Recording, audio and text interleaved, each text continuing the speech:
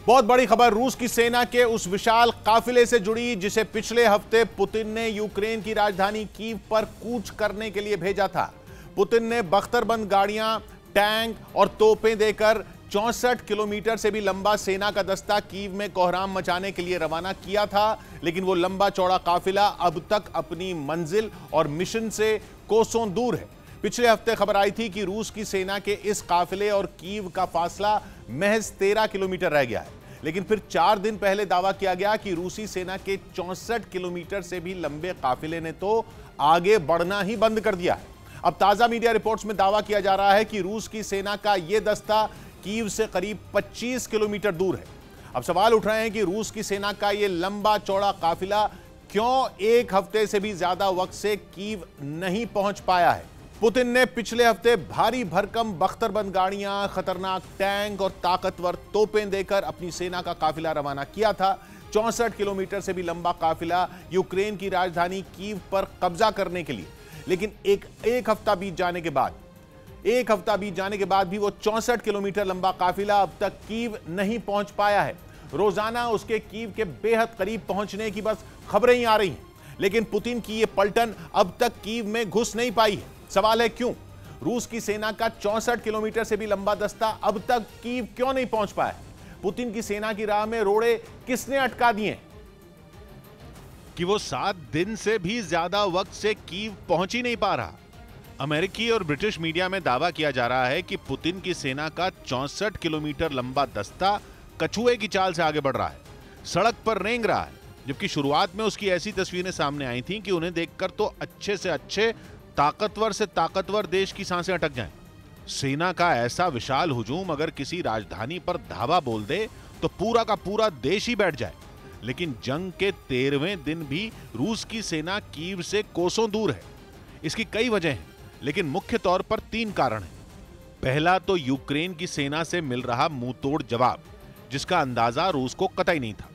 दूसरा, लॉजिस्टिक्स में आ रही दिक्कतें। और तीसरा और सबसे अहम कारण, दावा किया जा रहा है कि 64 किलोमीटर लंबे काफिले में शामिल रूस की सेना का हौसला ही टूट गया है। जबकि रूस ने प्लान तो फुल प्रूफ बनाया था, लेकिन इतने बड़े काफिले को आगे बढ़ाना आसान काम भी नहीं है। रूस की सेना का दस्ता खुद ही इतना लंबा है कि अपने साथ मुसीबतों का पहाड़ लेकर चल रहा है। रूस की सेना के 64 किलोमीटर लंबे काफिले में बख्तरबंद गाड़ियां भी हैं, टैंक भी, जिन्हें चलाने के लिए रूस की सेना के पास तेल की सप्लाई ही पूरी नहीं है। गाड़ियों के लिए कल पुर्जे और टायरों की भी कमी है। रूस की सेना की गाड़ियों में लगे टायरों की या तो क्वालिटी घटिया है या फिर उनकी मेंटेनेंस ही नहीं हुई है। इसी वजह से वो यूक्रेन की कीचड़ से भरी दलदली जमीन में फंस जाते हैं। उन्हें बाहर निकालने में सेना के पसीने छूट रहे हैं। खबर यह भी आ रही है कि रूस की सेना की गाड़ियों में चीन में बने टायर लगे हैं, जो बीच रास्ते में उसका साथ छोड़ रहे हैं। इतना ही नहीं, रूस की सेना का यह काफिला कमांड कंट्रोल की दिक्कतों से भी जूझ रहा है। खराब रेडियो नेटवर्क की वजह से सैनिकों तक सही जानकारी नहीं पहुंच पा रही है। इस वजह से उनमें तालमेल नहीं बन पा रहा है। और तो और रूस की सेना के इस दस्ते में शामिल सैनिकों के पास पेट भरने के लिए पूरा खाना नहीं है, ऐसी भी खबरें आ रही हैं। और जंग भूखे पेट नहीं लड़ी जाती। मतलब दिक्कत एक नहीं कई है। लेकिन इन सब दिक्कतों से भी बड़ी दिक्कत तो वो है जो कीव के ही लोगों ने रूस की सेना के इस काफिले के लिए खड़ी कर दी है।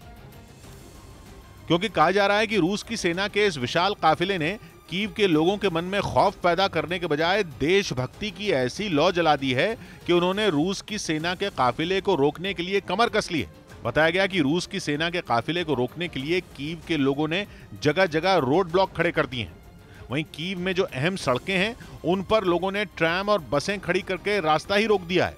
उत्तरी कीव में तो यूक्रेन की सेना के जवानों और लोगों ने गड्ढे खोदकर उनमें हथियार तैनात कर दिए हैं। लेकिन ये तैयारी तो तब के लिए है जब रूस की सेना का 64 किलोमीटर लंबा काफिला कीव में घुसेगा। उससे पहले ही यूक्रेन की सेना ने रूस के काफिले पर जमीन से वार कर करके उसकी कमर तोड़ने का दावा किया। यूक्रेन की फौज रूस के दस्ते पर जैवलिन एंटी टैंक मिसाइलें दाग रही है।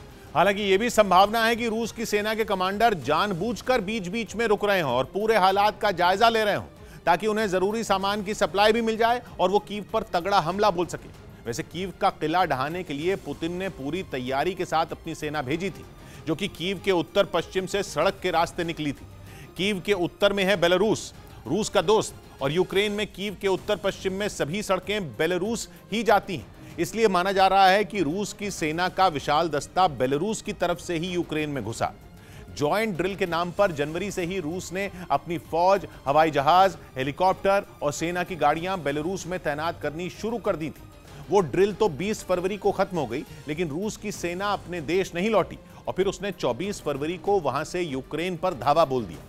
रूस की सेना का 64 किलोमीटर लंबा काफिला कीव के उत्तर पश्चिम में यूक्रेन के प्रिबिस्क नाम के एक छोटे से गांव से अंतनोवा एयरपोर्ट तक जाता हुआ नजर आया था।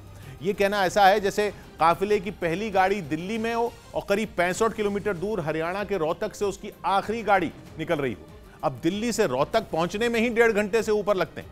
इतने ही लंबे रूस के सेना के काफिले ने कीव के लिए कूच किया था और यूक्रेन के जिस अंतनोवा एयरपोर्ट पर वो नजर आया था, वहां से राजधानी कीव करीब 37 किलोमीटर दूर है और तब से कभी कहा जा रहा है कि रूस की सेना कीव से 13 किलोमीटर दूर है और ताजा दावा है कि कीव पहुंचने के लिए उसे 25 किलोमीटर और पार करने होंगे।